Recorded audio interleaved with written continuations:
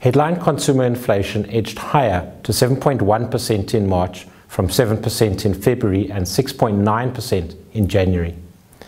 Let's start with education fees, which are surveyed once a year in March.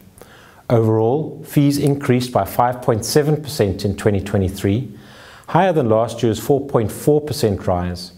Fees for primary and pre-primary schools were up 6.3%, secondary schools 5.8%, and tertiary institutions up 5.3%. Other education-related items also saw annual increases. For example, creches were up by 4.6%, university boarding fees by 6.7%, and textbooks by 11.3%. The rise in textbook prices is the largest annual increase since October 2009.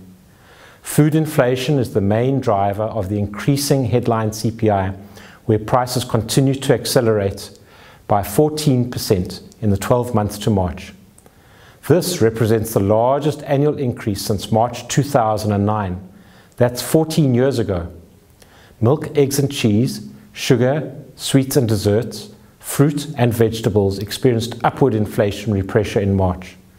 Milk, eggs and cheese products witnessed the annual rate reaching 13.6% from a recent low of 3.7% in April last year. The reading in March is the highest annual increase since February 2009, when it was 13.9%. Bread and cereals, meat, oils and fats, and fish recorded slower price growth. The annual increase for bread and cereals was 20.3% in March, down from 20.5% in February. Meat inflation edged lower to 10.6% from 11.4% last month. And prices of oils and fats decreased for a 7th successive month, dragging the annual rate to 16% from 16.7% in February.